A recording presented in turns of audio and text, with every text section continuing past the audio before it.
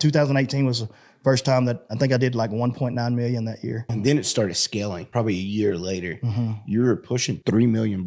That's pretty impressive in small town West Texas. 130, 140 properties a week that we would mow, 2 sprinkler crews running. Essentially, I had, no help. And you were doing some landscape design build. Yes. You got 3 or 4 divisions running simultaneously. Right, yeah. I can still remember the day I came down to your shop for the first time in Angelo. It was like a movie to me. You pull up at 6:30 in the morning, and I mean, there are guys and trucks and trailers everywhere. And standing in the middle of all that is Bubba Ellison. Yeah. One single person was the conductor. Like, you were the quarterback of the entire operation. And so I went home and I told Rita, I was like, we got to figure out how to work with this guy because he has a superpower.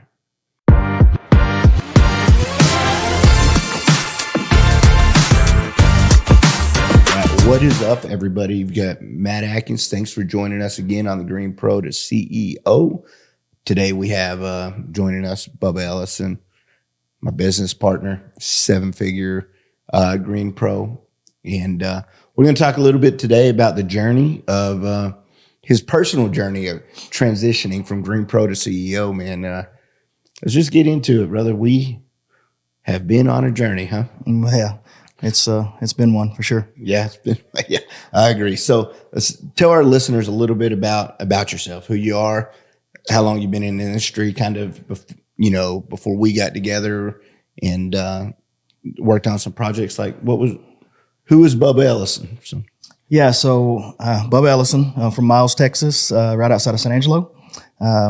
So I started at ASU there in 2000 after I graduated high school. So go Rams? Yeah, go Rams. Got a criminal justice degree from Angelo State University and never used it.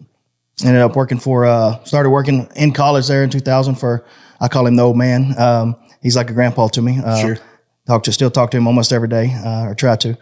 Don Walter. So I ended up working for him through college. He kept me busy the whole time, really.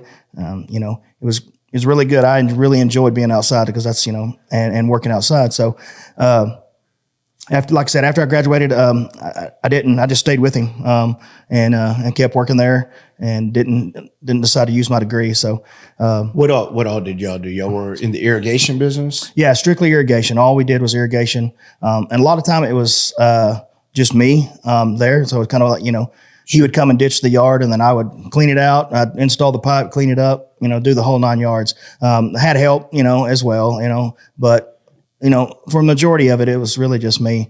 He got into some bad health there for a little while, ended up having pulmonary fibrosis. So he ended up getting a lung transplant. And in that time, he expected to be in the hospital for like 2 months, 3 months. I didn't know. So we set it up to where the company would still run. I would still do everything that I could to, keep it going. It was pretty miraculous. He got out in 9 days after a lung transplant. So pretty miraculous. And I think he's going on like 12 years now. And I mean, he's outlived that. 5 years was like the expectancy for that. And he's on year 12. So pretty remarkable, man. And I mean, he's got a story in itself because he got a new lease on life with that. And, he really became a completely different person. So, like I said, I was working for him and it was probably around 2006 or 7 I started doing more. So I would work for him from 7:30 till 3:30, and then I started mowing yards. I was doing these repairs, and people were asking me like, "Hey man, you did a great job on my sprinkler system.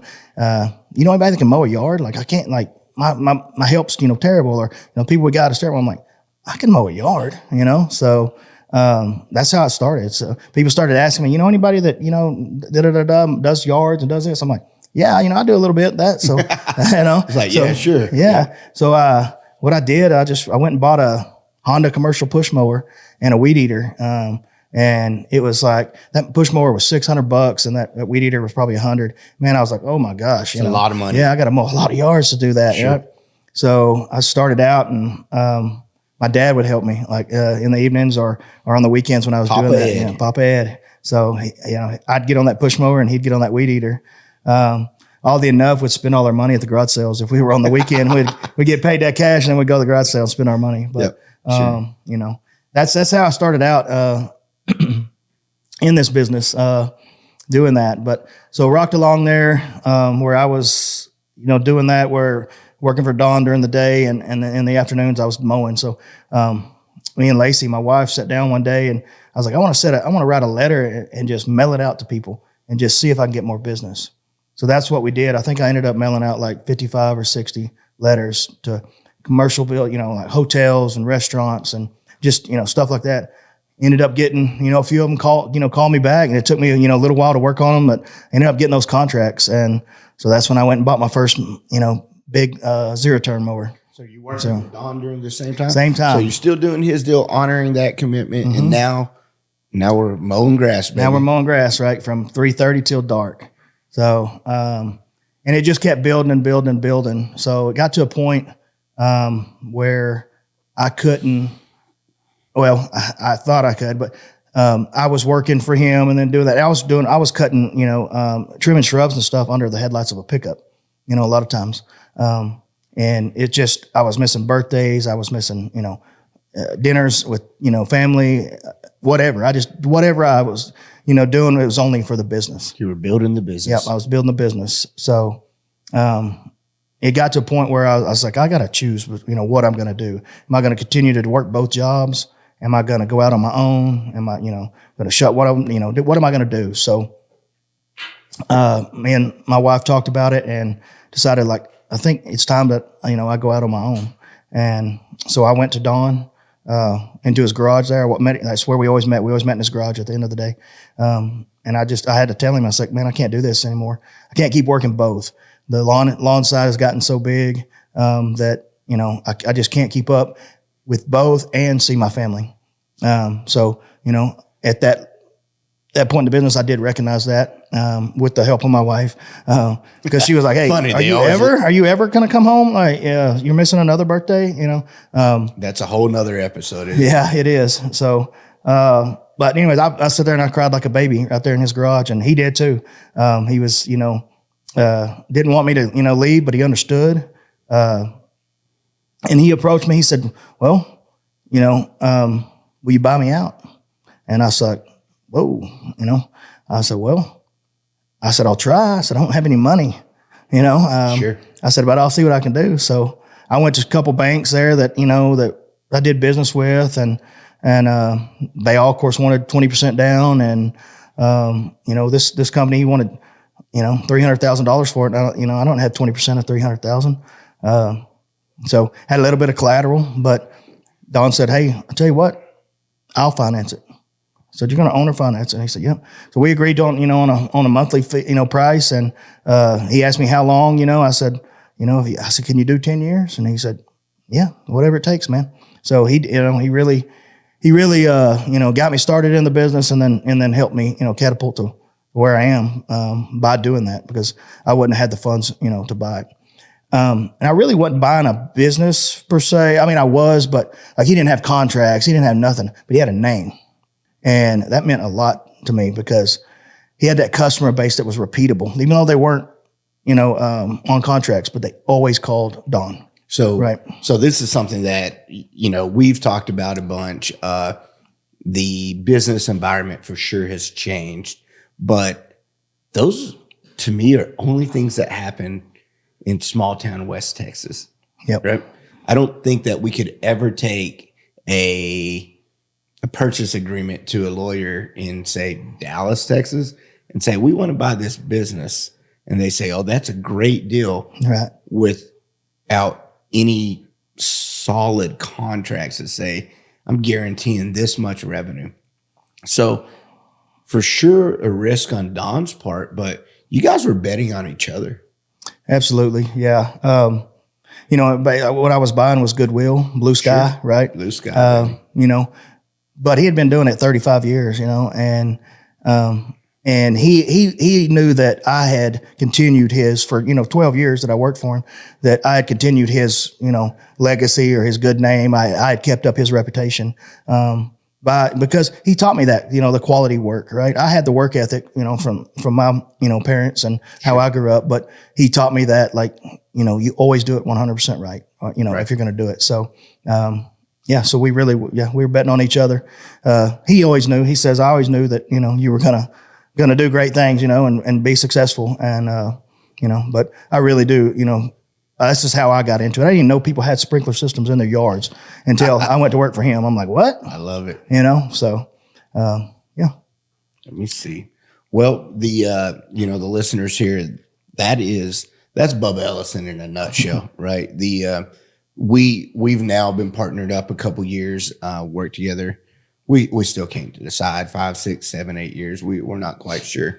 But we have our own landscape design build business. You guys should go find us on all social networks. You can look for our Tiers Design, landscape design and construction. But all those things Bubba talks about, that's just how we do business here. Yep. It's so different. It is. I've had the blessing and maybe sometimes a curse of having done business all across the country into Canada, and I've seen, what I like to call the darker side, being in the pharmaceutical industry, being in the capital equipment industry. There was the green industry tends to it gets a bad rap, man. Everybody thinks it's just two guys in a truck. Anybody with a lawnmower can get into it. It's a low barrier of entry, but the industry's taking off. And as blue collar America starts being elevated by society, I think we're about to start seeing, I think some of the newest millionaires are going to come from the green industry. The guys that figure out the systems, processes, have built the name like Don has and you have over the years. I think those are guys that are they're going to see the fruits of the labor. And very soon, society is going to pay us what we're worth. Sure. Yeah. How many times have we been called, the lowly landscaper or the lawn boy or whatever, because we're always the last ones in. You got, think about Sure. that on a new build of some sort, we're always the last guys in and the last of the money, Sure. right? So, they don't know if they have enough for us, a lot of times. So always beating us up. It is always beating us up. So much so I wouldn't allow you guys, when we got together, I owned artificial turf company. Bubba had a landscape lawn and maintenance company. So they did some builds and a bunch of maintenance. And for 2 years, I got offended if people called me a landscaper. And you did. Like, seriously offended. You can check out my Instagram, the Matt Adkins, second bullet point, and I mean it. We're going to put it on a t-shirt. It says, "Don't call me a landscaper." Right? Because that was a derogatory term.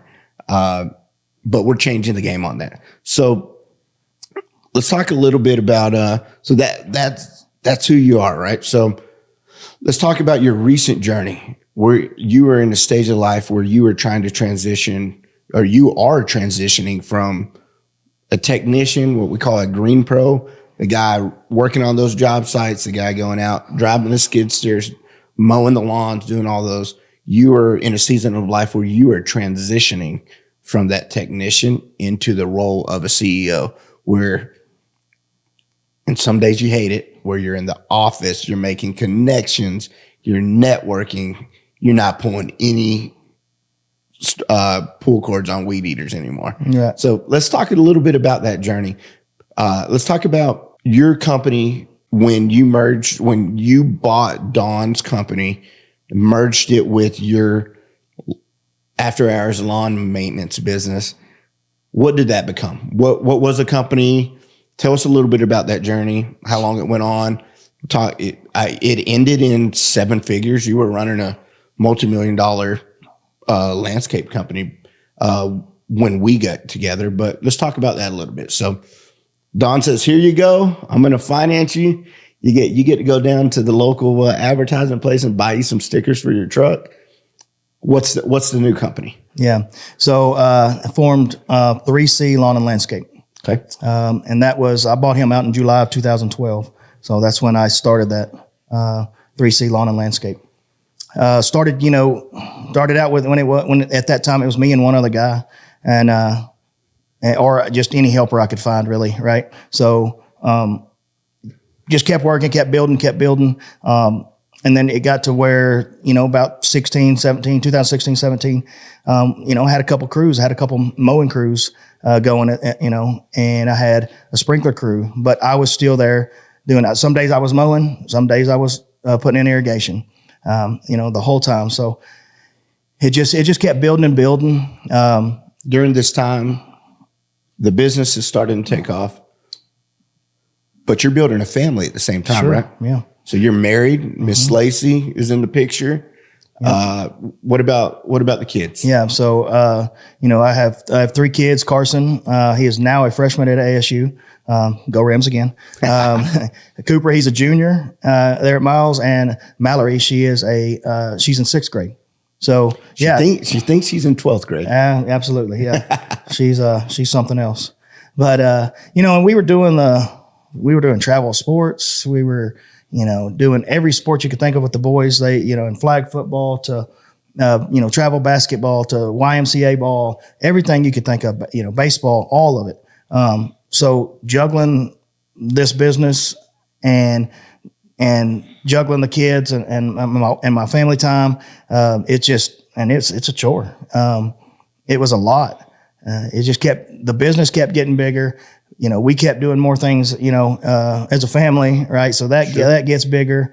So your responsibilities get bigger. And, I was going along there probably in 2018, and I was up to about 50 guys, 4 mowing crews, 130, 140 properties a week that we would mow, 2 sprinkler crews running.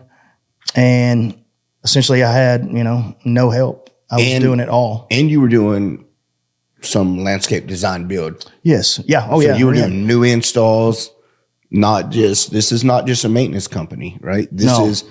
You got 3 or 4 divisions running simultaneously. Right. Yes. So when I say my sprinkler, we always ran sprinkler and landscape together because kind of goes hand in hand, Sure. when you're doing sprinklers and landscape. And those were new installs and repairs. I had a guy just doing repairs. I had one guy doing, repairs. And we might get 20 calls a day for repairs, and they would just stack up, and like I said, and then 2 separate sprinkler and landscape crews that, kind of ran together, and 4 mowing crews. So, at one time I had about 11 trucks and 22 trailers at the peak of it. So, it's a lot. So, it grew and grew and grew. And I had my name plastered all over it. I had 3C plastered all over everything. And that's what, people would see. They would see all that, and they would, constantly, that's what I would hear is like, God, we see y'all everywhere. We see y'all everywhere. You have that many people running around San Angelo, Texas.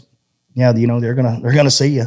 So it really built the brand. It really, moved that company forward.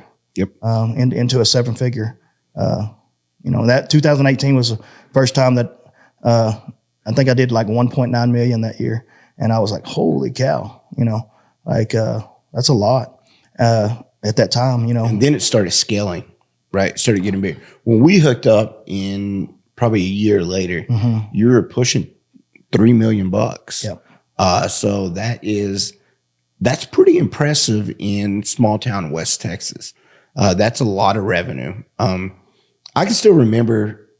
So how we connected, I still do. We have an artificial turf company now that services the big country, Permian Basin, out into the Concho Valley, down to San Angelo. And so we're very specialized. And part of our game plan was to work with guys like yourself, almost that serve as almost general contractors in the landscaping industry that needed specialized labor to do these type of projects. So that's how we hooked up. You found us. You saw us at an install. You got to learn about our business. We did a couple projects together, and you're like, hey, these guys have it together, right? We had processes. Our guys were very consistent on how they did things. Yep. They looked the same every time they showed up. So you worked on me for a while. I can still remember the day I came down to your shop for the first time in Angelo. And it was like a movie to me. It was like one of them war scenes. You pull up at 6:30 in the morning, and I mean, there are guys and trucks and trailers everywhere. Yeah. And I mean, they are flying. It's like ants Yep. everywhere. And standing in the middle of all that is Bubba Ellison. Yeah. Yep.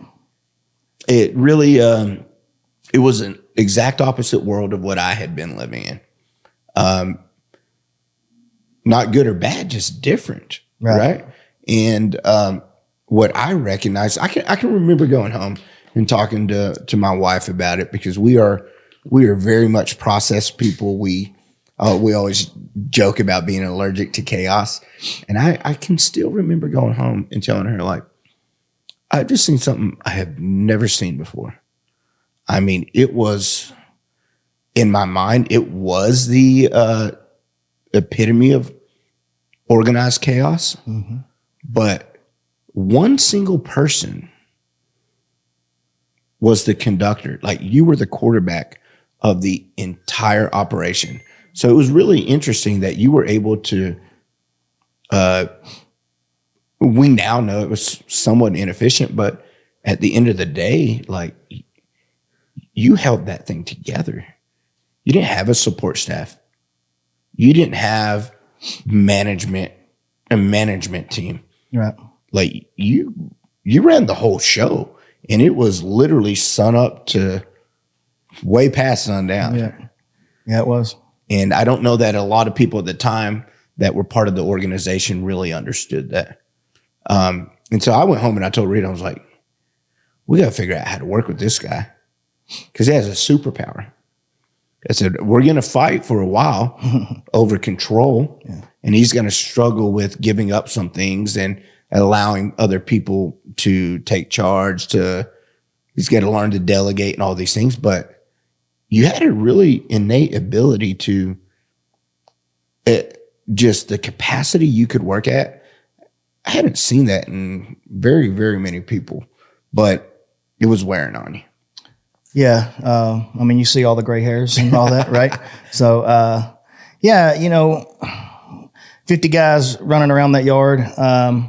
Some of them are watering plants. We had just a big stock of landscape plants there. They had to water every morning. The mowing guys were getting their stuff ready, their equipment. They were, sharpening blades, changing filters, blowing filters, doing what they needed to. The irrigation guys were stocking pipe, on their trailers. But it was just kind of everywhere. And a lot of times they didn't know, where they were going until that day. The mowing crew, they had their routes. They knew what days, what went where, and who went where. But, a lot of times it was just like, hey, all right, where are we going today? What are we doing today? Andy would walk in, on the repairs. I'm like, all right, here's 25 more. See what you can get done, that kind of deal. So it was definitely chaos for sure. And I recognized it, and and that's, I didn't know any other way, because I was like, man, I mean, who else? I didn't want to give up control, I guess, really, on who can do this, who's going to help me do this. Because I'm like, I'm not going to, give up part of this business to somebody else that, that doesn't have it invested, what I have invested in it. Right. Sure. All these years and all that. But after I saw what y'all were doing, and how, like, when y'all showed up to my jobs to do the artificial turf, like, y'all had your plan, and it said how many, staples, how much tape, all this, like, everything down to a T. And then we would look at the jobs, and we would job cost it, like you and Rita talked about. And I'm like, so they know what they make after every job, So I was running so much and doing all that. I didn't know. I just knew that I could pay my bills. There was a lot of money coming in, but there was a lot of money going out. Sure. Right. So I knew that everything could be paid, but, if we'd had a, one bad month, I don't know what, really what we'd have done. But I just knew that, like, I had to just keep going and because I'd made that decision. I had said, well, I'm either going to keep going, I'm going to scale and get bigger, or I need to, draw back. Well, I made a decision to scale and get bigger. So when you do that and you're only running, when I was running by myself, all I knew was I had to just keep doing as many jobs as I could do. and just keep pushing and keep pushing, because I had 50 guys relying on me to make sure their salary gets paid. Yep. All right, now it's not just your family. That's right. Yeah. There's 50 of them. Yep. And, and all the problems that comes with that, employees and their families at home and all that. So everything was, just wearing on me on that. So when I saw y'all's processes and stuff, I'm like, that's what I need. I need help with a system on how to do this. I need to know whether this is making money or this is not making money. Sure. Because with all these different divisions, sometimes the mowing side would pick up what the landscape side, didn't bring in, and, vice versa. I knew that I could rely on that amount of money on the mowing every month, but it was always a game on the landscape and sprinkler side, whether you're going to get that job and you're going to get it done. Are they going to pay on time? All that. I had no contract. I had some contracts on the mowing side, on the commercial, properties, but every residential, no contract. So, the West Texas way, right? It was. And I was handshakes. And the reason, the way I thought about doing when I did that was, if they don't want us here, then I don't want to be here. Sure. So if we're not going to provide the service that I promised them and, told them that we did, then I'm not going to lock them into a contract. I definitely changed my, way of thinking on that. Right. Sure. But also, we've changed the business. We've changed the business completely with the way we train and the employees that we retain and, stuff like that. I think, man, that we see it now because we're walking out of the chaos. We're walking out of all the fires and all those things. And that's the whole purpose of this podcast, Green Pro to CEO.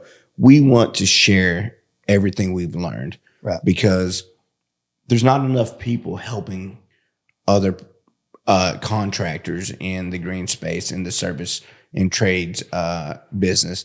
There's not enough people. And I think this is a broken record. We see buddies now, and we are big believers in collaboration over competition. There is plenty of work for all of us out there. So we should be extending our hands, welcoming new people to the industry, working with other companies, working with other individuals, instead of shying away from them. But we see it daily now that we're kind of transitioning. What you lived, and that is a really hard life. It's unsustainable. It's common. It is what it is. It is a daily grind, 2 guys on a truck. Nobody knows if they have any money. They're living for the next job. It's a realistic, thing to understand that a lot of these green pros are one accident or one bad project away from being in a really, really, really bad spot. Yeah. Everything gone.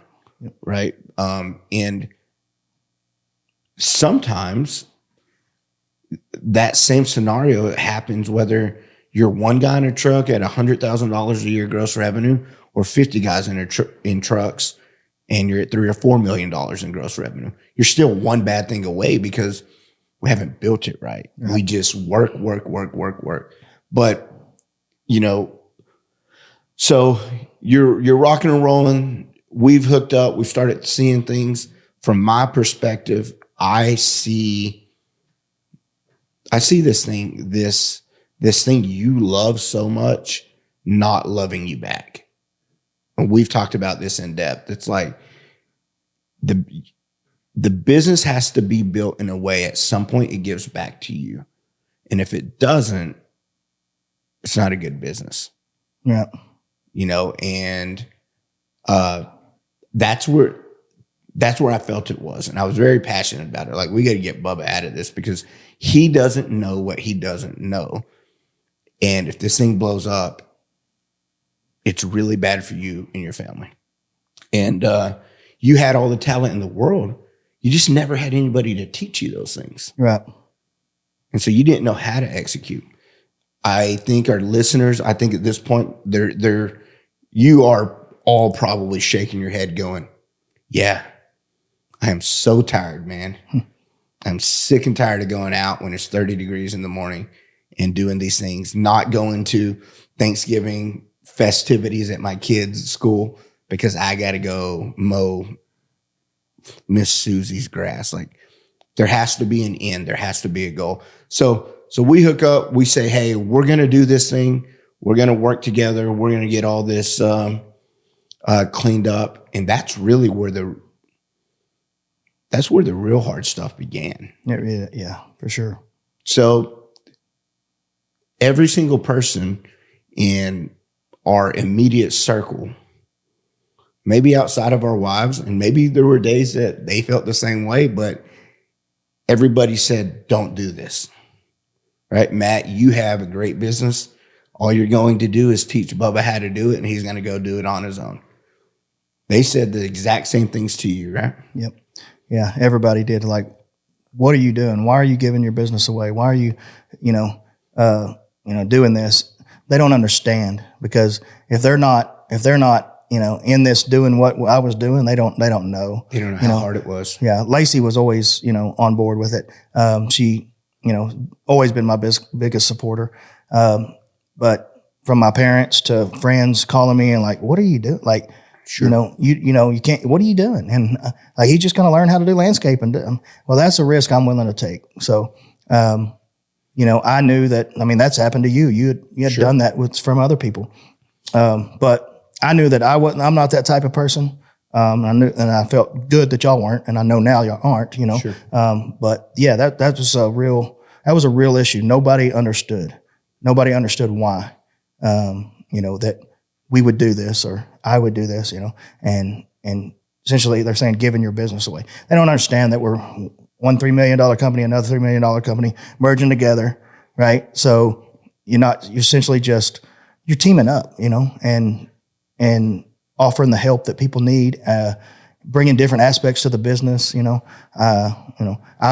brought the organization, office staff type stuff, and just the whole bookkeeping, all that into the business for me, and you were able to execute. That's what you brought, the execution, right? Right. You had the visions. You were able to make sure things got done. And it really was like the perfect team. I think there's a lesson for our listeners here, all you green pros out there that are going, yeah, this is like, these guys are speaking to my soul. I think there's something that we have to point out. I don't think you could have got out of that on your own. No, I don't think so. No, I couldn't have. There's no way I could have. I didn't know about, systems and and other stuff, that I could use software and it's stuff to help, organize this. I didn't know anything about that, because I didn't have time to do that, right? To build that. I had never been in the, an industry that used that kind of stuff, right? Sure. So I didn't know about CRMs or, SOPs, any of that stuff. Like, I didn't know any of that. So you just don't know what you don't know. Correct. Yeah. And that's where I'm going with this is I think that, so the green space is a male dominated industry. Sure. It's very rare to find a female owned landscaping company. They're out there. Kudos to you ladies. We love you. We'd support you, but they're very rare. Yeah. With that comes some junk, some garbage. And part of the thing that holds us back, and we've talked about this a million times, is our ego. So I think I would encourage people that are in that same position, and I've been in it. That's why I can talk about it. I just did mine 15 years ago. Yeah. I think you have to, if you take anything away from this episode, it is you have to be willing to ask for help. Yep. Our egos, they hold us back, man. They will stop that growth because nobody wants to say, I don't know. Especially not in our industry, not in the construction industry where everybody's one-upping each other, right? Yeah. Everybody's, oh yeah, 5 trucks, I have 10. Yeah. Yeah. I always said before that I'll never partner with anybody. I've seen it to where it's, one guy does all the work and the other one reaps all the benefits. Sure. But when you finally realize like that you can't do it all and you need that help, and when you're able to ask for it or, get it, then you realize there's different aspects of the business. Yeah. I may do more stuff in the field or if I'm needed or, wherever I'm needed. And, it may look like the other partners may not do whatever, but they're doing the production or they're doing the numbers game, the whole thing. Fighting with the bankers. Somebody, right. Yeah. Going to get us money. Right. So, it took me a long time to realize that that's usually not the case, right? If you find the right people, then that's usually not the case. So I would encourage y'all, if you're struggling, and if you're listening to this and you're saying, yep, that's me, don't have so much ego to where you don't ask for help. That was a big deal for me too, was when I talked earlier about, people saying, we see your trucks everywhere. We see, you're everywhere, this and that. That was a pride thing for me. Like I took a lot of pride in that because I, dropped so much into this business. So that was a real struggle when we sat down and we were looking at, all aspects of the business, what's doing good, what's not doing good. And, do we want to step back from some of this or what do we want to do? That was a huge, deal for me to say, well, we're going to step out of, the lawn maintenance side and, because it's not netting what it should be netting. And, so taking that, all those trucks and trailers and selling them and, and moving that away, like that was a big thing for me, because I had a lot of pride in that. But, I knew that I only wanted to do this if it's going to better the company and better my family. Right. So I knew that was, one of the biggest headaches. So. Sure. And we're seeing it across the industry now. The education is becoming more and more available for people that want to build solid businesses. We're seeing tradesmen that were true craftsmen. Daniel Preston, the hardscape mentor, Cruise Lawn. He was he's out in Chicago. He has a great social media following, but he was a hardscaper, right? All he was a paver guy. And now they're building companies that are allowing them to step out of the field, but pass on that knowledge that they've built over 15, 20 years of doing that work every single day.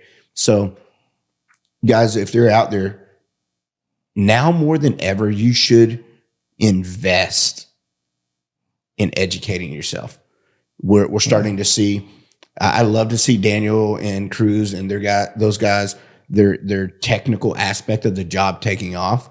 And we're hoping to fill a void ourselves of, I think you can be really good. I think everybody should continue to hone their installation skills. But I think it's time that we help teach people how to build a business that serves them. I think it's time to understand how to pull square, but also understand how to read your P&L. Absolutely. And so that's kind of what we're working on here. So, you've gone through the fire. You've built the multi-million-dollar landscape business. Now we've transitioned to you're figuring out your avatar, your perfect customer. You're figuring out things that you're passionate about, and you're confident now that if you continue to tell the world that's what you want to do and continue to hone your skills, that those projects are going to come. Looking back 4 years, it was a big deal for you to get a mowing contract for $10,000. Yeah. This year alone, you have 4 or 5 projects over $500,000. Yeah. And that's your wheelhouse. Yeah. Yeah. When we stepped out of that mowing side, it allowed, me to focus more, on what I was really passionate about is changing somebody's, outdoor area, their backyard, their front yard. I still drive by houses. I'm like, hey, I did that, Lacey. Hey, Carson, I did that house. Yeah, the kids love it, right? Yeah, oh yeah, they love it. The old dad jokes and everything. So, yep. But yeah, it's really allowed me to, have more time to do that, to and not have to worry about, am I going to make it, right? Sure. Are we going to make it? Of course, we worry about that all the time, right? That's just part of being in business. But taking that stressor away and now I'm able to focus on this, get the education. I've gone to many classes, taken many courses, doing stuff, just all the free stuff on social media, like that you can watch, and I mean they're giving it away on a lot of that stuff. But that's what we're building on, is like we're going to go and pay for these training courses. We're going to go and pay to learn how to do this stuff and do it the right way, because we are focusing on a certain clientele, right? I don't want to come and mow your yard, a one-time service, and never hear from you again. I don't want to, just, do the piddly stuff. I don't want to do that anymore, because I've done it. I did it for so long, right? So what we're focusing on and moving towards is that high-end client, right? That wants us to take care of everything, from their landscape to their sprinkler to their turf to whatever. But what we're doing as a company is getting the training and up to date industry standards and new innovation stuff to help us push that. So sure. I'm very, very passionate about outdoor living spaces and hardscapes and pavers and. What's your focus right now? I know you just told me yesterday, like you want to build super dope decks, and you want to do some high end paver type stuff, right? Yeah, like you like that. I do. I really do. I really, because in West Texas area, it's not really there's not a lot of paver. It's all concrete. It's all let's just pour some concrete, maybe stamp it a little bit here and there. Let's throw down some rock. I just love that aspect of you can take, flagstone or pavers or whatever and turn this huge space into something usable and really beautiful. Right. And then, dropping in a pergola or so we're still looking for those guys. So if you're an absolute stud at, deck building, designing, if you're passionate about pavers, holler at us. Yeah. We'll fly up. We'll spend some days with you. We'll shoot for you. We'll do all that for free. Come slave and learn. But if you're a stud and you think you can help Bubba up his game in the hardscape or the decking pergola type industry, hit us up, right? Yeah, absolutely. We want to work with those dudes. Yeah, absolutely, absolutely. I'm continually want to learn new stuff and different ways to do things. That's definitely it's a game changer. Is when you think that you know it all and you realize you don't, and start opening your mind to learning new things. Absolutely. Or different ways of doing stuff. That's what I'm in. Cool. So Bubba's now in a role of, you're overseeing most of the sales, building out some processes, getting ready to launch some new things. You run our office that is in San Angelo, Texas. And it's just a new season for you, right? So as we wrap up here, let's talk a little bit about some of the things you're going through now, some of the personal growth things. You know how to pull square, you know how to drive skid steers. I always tell people, I think that's the easy part on your journey from a green pro to a CEO, and you're there, man. So the guys that are sitting in the truck that are saying, I want to take this leap, we don't want to paint this picture that it's all, sunshine and roses, because it's not. And you get to a point where after you get the fires put out and the chaos is gone, there's a whole self-reflection now starts, right? Now you can see the holes that you have in yourself and the areas of growth. So let's talk a little bit about that, because, I still think that you have days, and we do this a lot. We give each other feedback. This episode's about Bubba. I can't imagine when the episode's about me, so here we go. But you still have days where it's easier to be a technician than a CEO. So let's talk to that. Let's help these guys understand maybe what's coming for them as they go on this journey. Yeah, definitely struggle. That's one of my personal growth struggles is from technician to CEO, is because I want to be, when I pull up on that job site, and they're not doing something that I don't, I don't approve of, or how I would do it. Like I want to tell them, like, get out of that skid steer, or, glue the pipe this way. Why are you doing it that way? Right.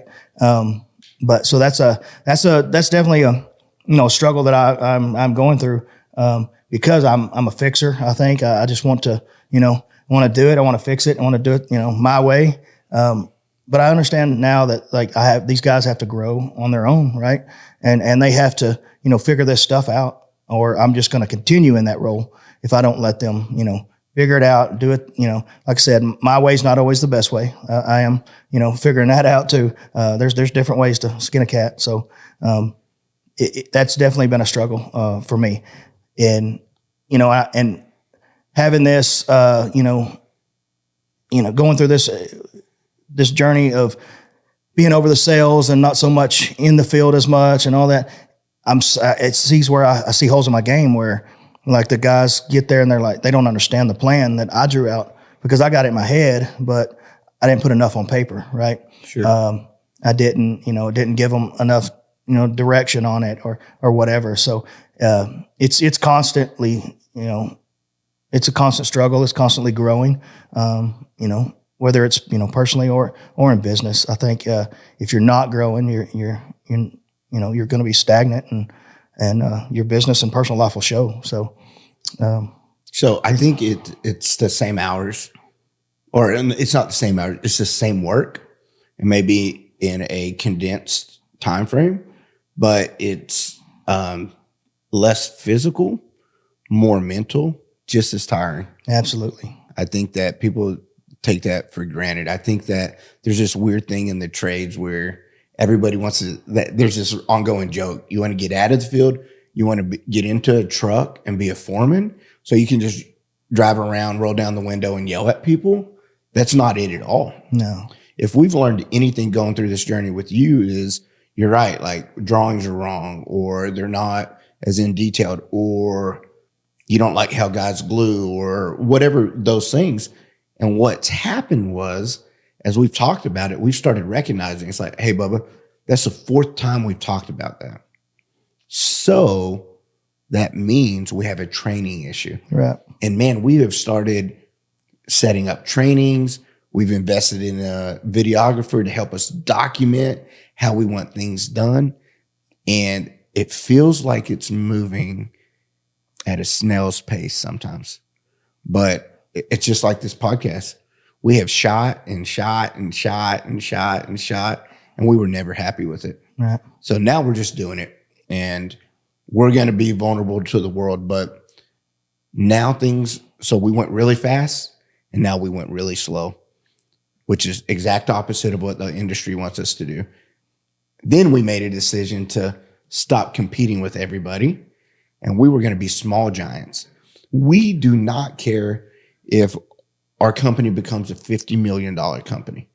If it's a $5 million company, but it does everything we want it to do for us and our people, I don't care how many trucks we have. Yeah, that's right. And that's a mindset shift. Yep. And I think it's, or how I used to think it was like, I have to do more business in order to take care of, my employees and my family. But if you take care of your business and put these systems and all that stuff in place, you realize you don't have to be that. You don't have to be $50 million. Like you said, you can do it. If it serves you at $5 million and does what you want it to do, then let it serve you at $5 million, So. Yep. Well, man, we are out of time for today, but thanks for coming on, sharing this journey with us. You guys will see Bubba in a ton of these. He is, I have the face for radio, and he's a better looking one is what I'm getting at. I don't know. Let Nikos get the right angles here, but so we're really excited to go on this journey, share all of this with our people. We're gonna tell you the good, the bad, the ugly. We hope to save you some heartache, and come grow with us, man. If you got any questions, man, reach out. Let us know. They can find you on Facebook under Bubba Ellison. Mm-hmm. We're still working on the other social profiles. Yep. Instagram. Do you have an Instagram set up yet? Yes. I don't actually. Okay. We're going to get all that. So, yeah, we're going to catch you on the fixed. next episode. You can follow me at the Matt Adkins on Instagram. You can find me on Facebook. But we appreciate you guys. We'll see you on the next one. Later, guys.